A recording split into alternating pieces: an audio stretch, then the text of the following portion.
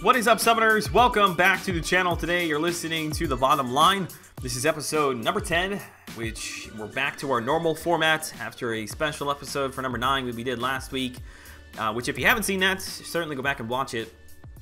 We did it live with Brian Grant as a special host, and I think I was on for maybe an hour and 10 minutes, something like that, but just had some questions I was throwing at him, giving opinions back and forth, getting some feedback from the people in the live chat. It was a really good time. I can't say that we'll do, obviously, every one of those live, but we'll probably try maybe every month to do 1 or 2 episodes of it live like that, which I can't always guarantee we'll have, content creators or YouTubers in that.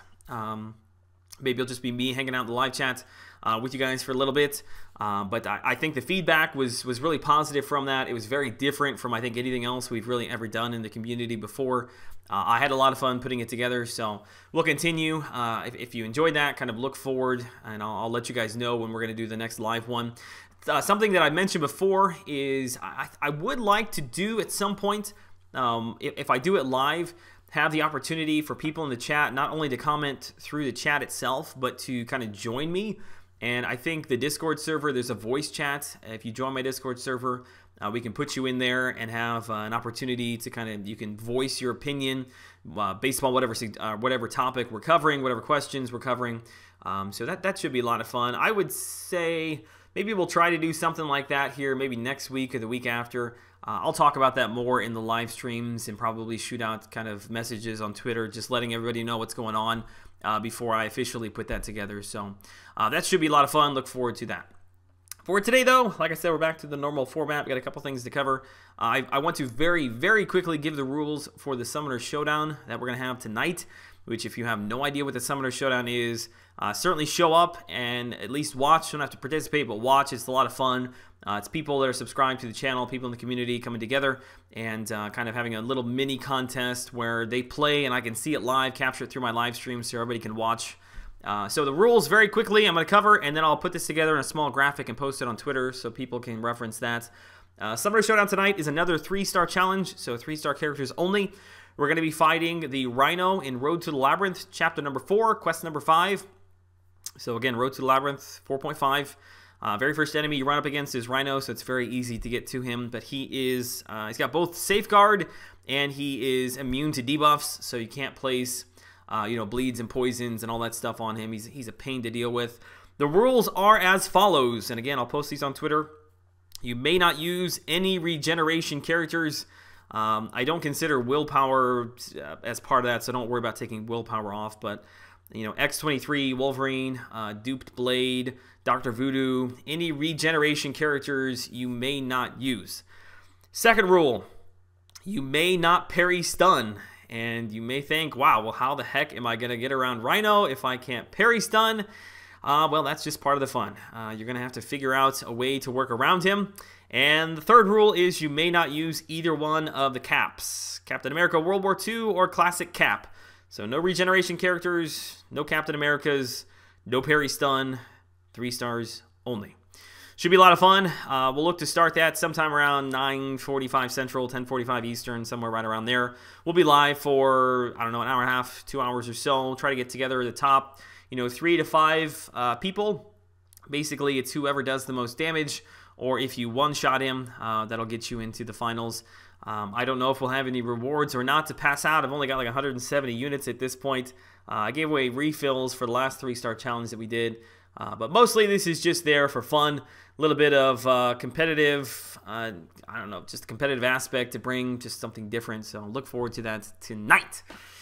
Okay, so I sent out a tweet this morning asking people for topic suggestions or questions they would like to have covered in today's podcast, and the overwhelming majority of people want me to talk about Cyber Monday deals, which I don't know. I mean, I don't have any great insight on this. I don't have any knowledge that anybody else doesn't already have. The deals that we will see, I guess you want me to speculate on. I would, not suggest, but I would suspect that as far as the normal deals that you see, like the $4.99, the $9.99, the 30, the Odin, all that, we'll probably see something additional added to that. Last year, if I remember correctly, there was like T4 basics and some energy refills in the lesser deals, and then as you stepped up to like the 30, I think in the 50 and the 100, There were additional things added to that, just not only units, but I think there were some shards that were introduced in there. Anyway, all I'm trying to say is we'll probably see something very similar to that. So I would expect on Monday to see T4 Basic attached to the cheaper deals. I would expect to see T4 CC crystals attached to the more expensive deals, and probably more 5-star shards. I don't know if we'll see T2 alphas in the mix there or not. But what I'm hoping is that if it's not, there is some sort of standalone deal. And I would suspect you'll probably see like T2 alphas offered along with 5-star shards would be my guess. And then I'm really, really hoping that we will see some sort of awakening stone offer, 4-star version and a 5-star version. I mean, in a perfect world, you'll be able to pick, which class specifically you want. We've seen that before with the 4-star. We'll probably see that for sure with a 4-star. The 5-star, I'm not sure if we'll see that or not. If we see that with a 5-star, it's probably going to be pretty expensive. I would say it's probably going to be $100 alone if you'll be able to pick your 5-star awakening class, which I don't have that kind of cash to throw around. I don't know. We'll see. So I get, like I said, I don't have any insight on this stuff, but that's kind of what I'm hoping to see. Some other questions and topic suggestions that came up were kind of centered around the issues that we're seeing with Hela, and kind of everything that has to do with that. I do want to cover that briefly. I have kind of been away from the game for the last couple of days with the internet issues that I was having.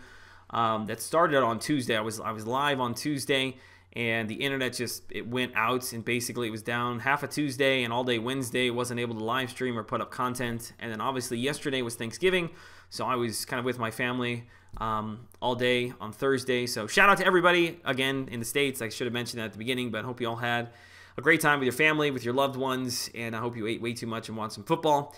Anyway, I've been away from the game basically for a couple of days. Haven't really been immersed in the community like I normally am. So I'm not really up to date necessarily on what exactly took place. But from what I can tell, it looks like Hela came out and she is super bugged. Her spirits appear to not be resetting, which when they fall off, the Furies are supposed to fall off. But because it's not falling off like it should, the Furies just infinitely grow. I saw a video that was posted in the 4Loki line app, I think it was this morning. Somebody had a rank 5, a 4-star only, 4-star, not even 5 stars, 4-star. Killed Winter Soldier in I think 52 hits, 54 hits, something like that. She was she was hitting really, really hard. The S2 I think got up to like 16 Furies or something like that. The end of the S2 didn't even crit. Just a regular hit was 43,000.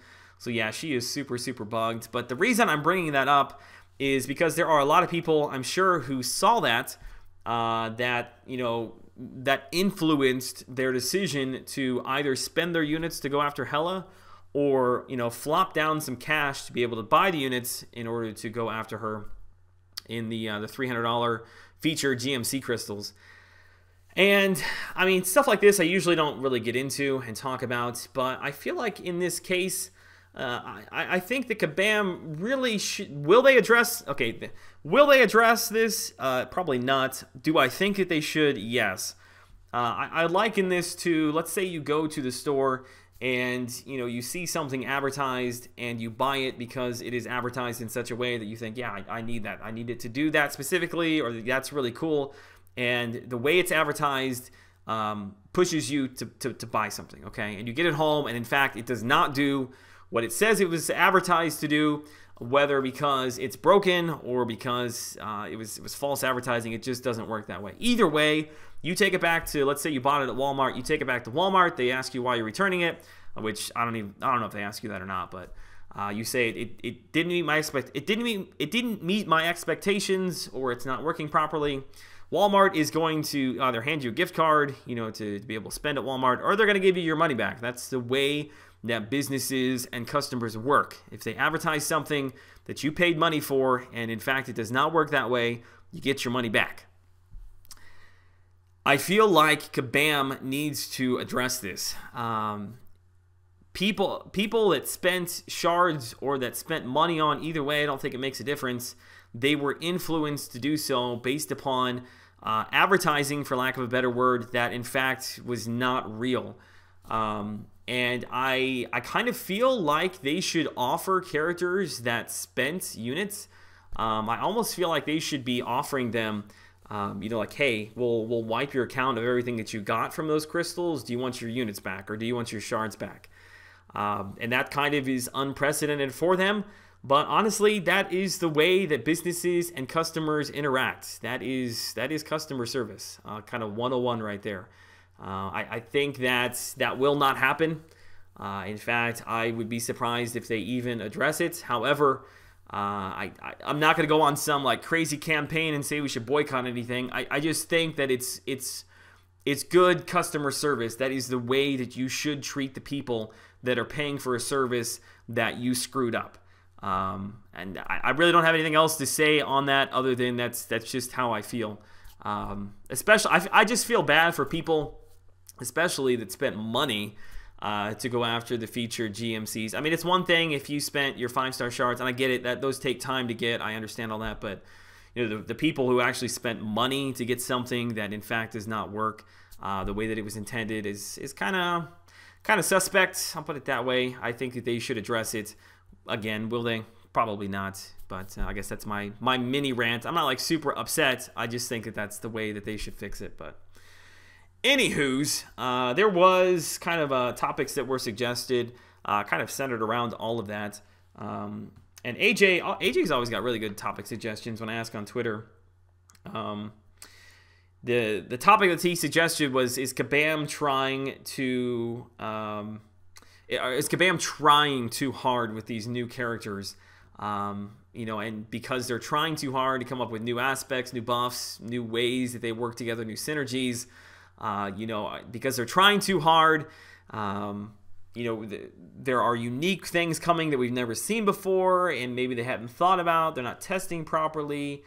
I think that's kind of where he's going out with that question. My answer to that would be no, I don't think they're trying too hard. I think when a game's been out for 3 years, there's only so many things that you can do with the characters that we've seen. You've got to continually build and be creative and add new things. And I think when you're continually adding new buffs and new synergies, you know, you will from time to time run into issues like this. However, those issues should not be beta tested in the live version of the game. When your sole purpose and sole job is to create and develop characters and create and develop synergies with them, it's kind of beta testing 101. Like, you should be using these characters in some sort of a environment that will allow you to interact how the live player will interact before you introduce it to the game.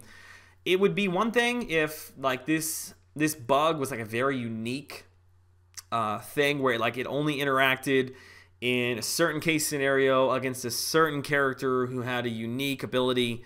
But no, this is like straight across the board. This synergy with Thor Ragnarok, it's very, very obvious that this is it affects all gameplay with this synergy, and it's a very obvious defect that it leads me to believe that there was no real testing that went on with these characters before they went live.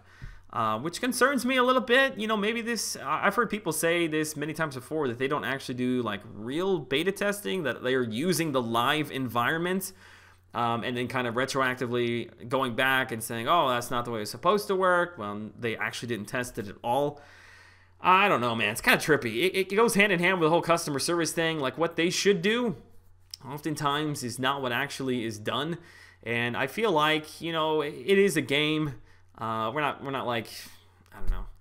Nobody died here. It's not like a federal offense or anything. But at the same time, when you're a company that is, you know, bringing in millions of dollars, okay, and that is what's happening here, you only can give excuses of, you know, we didn't have enough people, we're short-staffed. I feel like that's kind of always the excuse that's given, which I talked about this a little bit last week.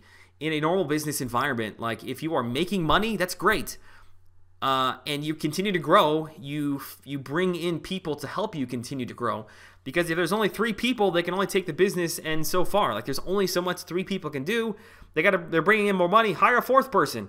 And when you reach that ceiling, what 4 people can handle, you hire someone else, and it continues to grow and grow and grow. And as the company grows, more people are brought in to deal with the customers and the issues, so that before they even go live, you have the kinks worked out. it's one thing to have bugs from time to time. It's another to have issues with almost every single patch that goes live and a lot of the characters that go live. It's a little bit embarrassing, honestly, and I feel kind of bad because I don't always want to be like, I'm not angry, but I don't always want to be presenting Kabam in a bad light, like, you guys are so stupid, why are you doing this, mistake, mistake, mistake. But they do it to themselves. You know, a lot of these issues, like I said, are very glaring, obvious problems that anybody who spent any time playing the game could have picked out right away. But because they're not doing that, and I know they're not doing that because it's too obvious, it just looks bad on them. And you know, until there is something that comes along in the mobile gaming arena that is of equal fun and addictiveness, you know, that's the one thing that Kabam has going for them is right now, as far as Marvel combat games go in this style, there is nothing that even comes close to it, okay? I've looked.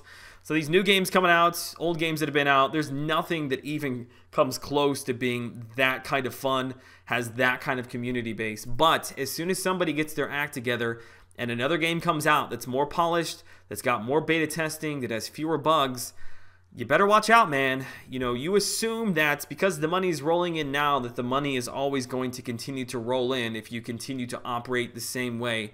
But that's just not the case. At some point, you're going to screw over too many people, you're going to have too many issues, and it's going to come back to bite you.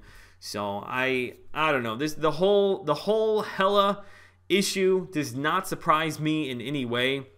I just think it's very unfortunate for people that spent their shards and spent their money to get units for a character that in fact does not work the way she's supposed to, and the whole thing could have been a non-issue if it would have been properly tested and dealt with before it was pushed out into the live environment. So that's all I got to say about that. Another thing that kind of ties into that is how do I feel? AJ asked, how do I feel about old synergies, or excuse me, new synergies being brought in to buff up old characters? And to that, I've got kind of a two-part answer. One, I think it's fantastic. I think that you know, a lot of characters that you don't get a whole lot of playtime with, that's a very easy kind of band-aid fix to say, hey, like, look at this new synergy. You know, maybe there really is a reason why you should rank them up and use them as part of your AQ team or AW offense, defense, or use them because they bring this really unique synergy to these new characters that, you know, wasn't there before.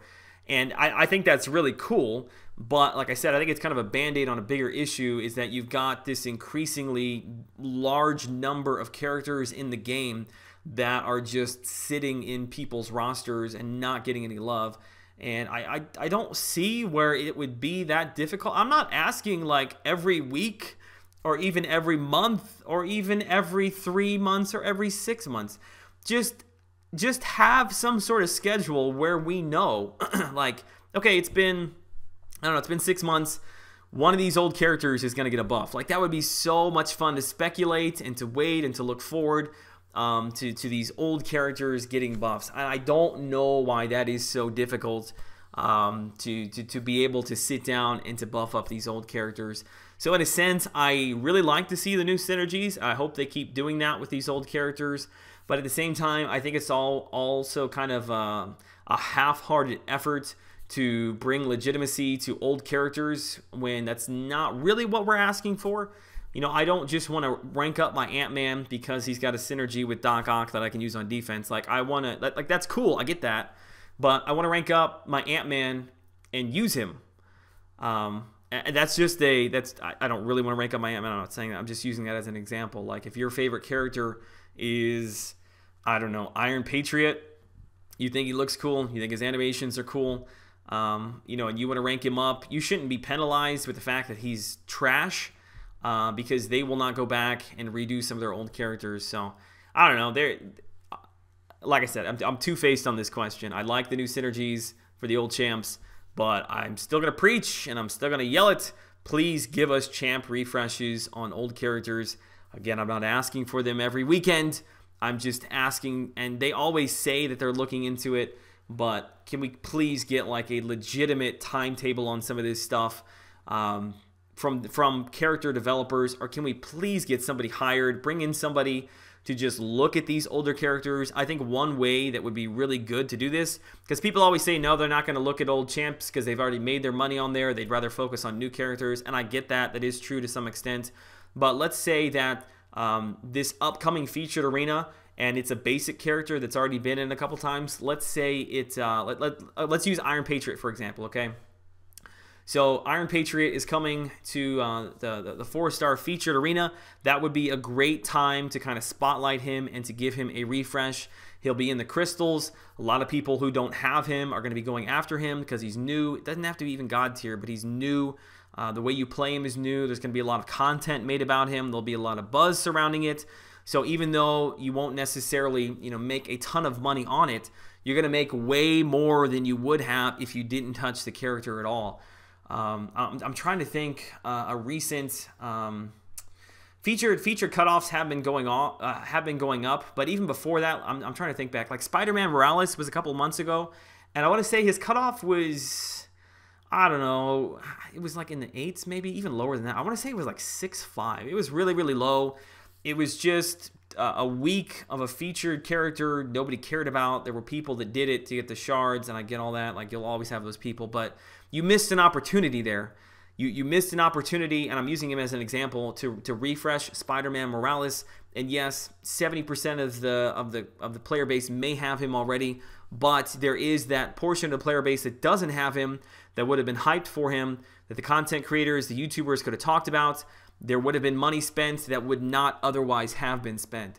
So I don't understand from a business perspective, if you're going to roll these characters through in featured arenas, why not go ahead and give them a little bit of a refresh? It just take the money aspect out of it. Just do it for the community. Do it for the people who have these characters who have had them. I can't talk. Who've had them for a long time. They don't play with them. Bring some excitement, man, in other ways other than just the brand new characters that are coming to the game. But also on top of that, there's still money to be made there. Don't let them. Don't be fooled by the fact that there wouldn't be money made there. So I don't know. I'm the champ refresh man. That I like putting those videos together. I think, if I'm being honest with you, some of the champ refresh videos I do take a couple hours for me to really think hard on how would I do this. Some of them, it's like literally I sketch out in like 30 seconds. And so if I can do that, I know there's a lot of people way more smarter. Dang it, I just proved my point there. There are people who are way smarter than I am in like the character development side of things that could do this stuff if they really wanted to, but I don't think they want to. So here we are, stuck with 5 playable characters and then a giant roster of people we just run in the arena. Next, I want to talk about the Valhalla event. Kind of my thoughts on how it's gone overall this month. With the month, and it's hard to believe, man, the month is coming to a close already. Today's the 24th, and it'll be December next. Was it next Friday? Yeah. So basically, we've got a week left in the month. The Valhalla event, I think overall is fantastic for the community.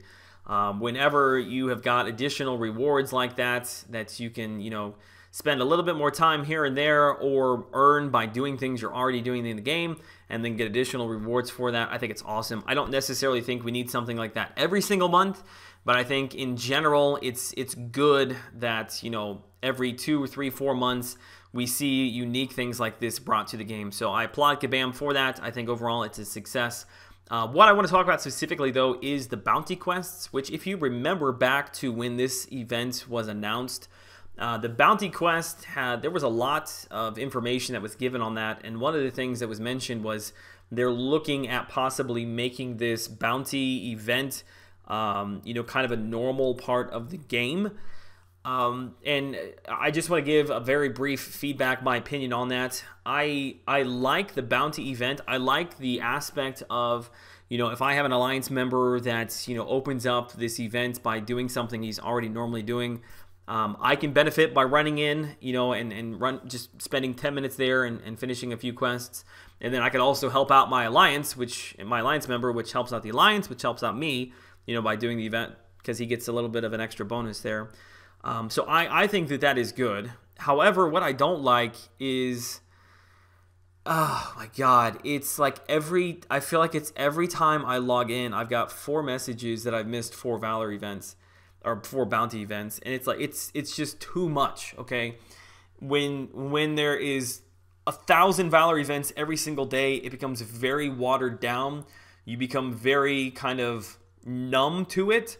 Like when the first couple of days started and a bounty event was up, I was like, yeah, let's do the bounty event. I'm going to get those shards and I'm going to help out my alliance. And I'm sure there's a lot of people who still feel like that today, but this is my show, and so I'm giving my opinion, so just shut up.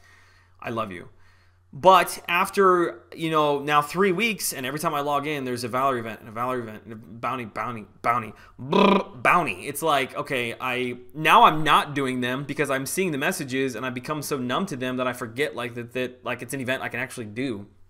So my suggestion is that if you're going to continue to do the bounty event, which I think is a good thing, that you tweak it in such a way that maybe it's more unique as far as, it's once a day, and maybe up the rewards just a tiny bit so there's a little more incentive. Instead of doing 15 a day to get the rewards, maybe get half the rewards for 1 or 2, a day. I think that would help out as far as keeping the unique aspect of it and keeping the desire and the want to go in there. Make sure you do that once a day. Make sure you help out your alliance, or make it more unique. In fact, that's a totally different video. In fact, that would be a fantastic video to do, is how to make bounty events more what's the word I'm looking for? I guess exciting. Like if it was like, oh my God, like we've opened a bounty event, like everybody get in there and do it. And it was more difficult. It took more structured gameplay to get through it. Like, I think that'd be a lot of fun. I've just given myself an idea for a video. But as far as bounties, we see them now. I would prefer that they just be maybe once or twice a day if you're going to make them a normal thing. Otherwise, they just become, your daily login crystal, so to speak. Not that there's anything wrong with that, but it becomes very numb and cliche. So that's my opinion. That's my thoughts on it. I'm sure there's people on both sides of it. And I get it, like there are rewards that are attached to it, so every time you do it, it's cool. I don't want to be spammed. Can we stop sending messages every time one ends? Like, I know they're on all the time. I don't need a message telling me one's done because there's already another one up. Like, if I want to do the Valor event, it's there for me to do.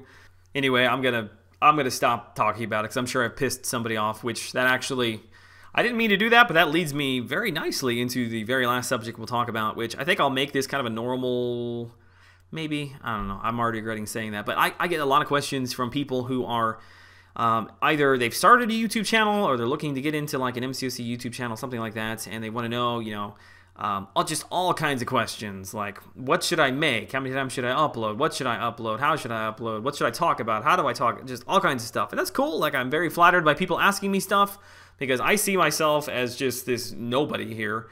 10,000 subscribers to me feels like it might as well be 1 million. It feels like a huge number. But I know for a lot of YouTubers, that's just like a tiny little drop in the bucket. And my experience is not even a year old. Like, I've got a very small amount of YouTube experience to fall back on. So I'm very flattered when people ask me stuff. It's just, I'm just going to give you my opinion. Just keep in mind, I haven't been doing this a long time, nor am I professional at any of it. But one thing I want to talk about is comments. At the very beginning, you will probably get, probably very positive feedback. The people that are following you, they follow you, they found you, they like you. That's why they've subscribed. So most of the comments that you will get will be very positive, very glowing, and that's awesome at the beginning because that's what you need. You're very scared. Trust me, I remember. You hear yourself talking, and you don't sound like you think you should sound. You feel like you sound like a moron. You feel like you're stammering all over your words. Do you really know what you're talking about? Your confidence, unless you're just a super confident person. If you're like 99% of the people, those first few videos you do are very nerve-wracking. So having positive comments at the beginning is great, but I will warn you, if you have not had negative comments, or if you think that everything you're going to put out will be met with rainbows and sunshine, you just have to understand that there are some people out there that even if you say the sky is blue, and you're 100% right, they're going to disagree with you. And if it is an opinion-based topic or idea or suggestion, you just have to understand that there are people out there that are looking at it from a totally different perspective that will see you as 1,000,000% wrong, and they're not only going to tell you that you're wrong, they're going to make you feel stupid for having that opinion.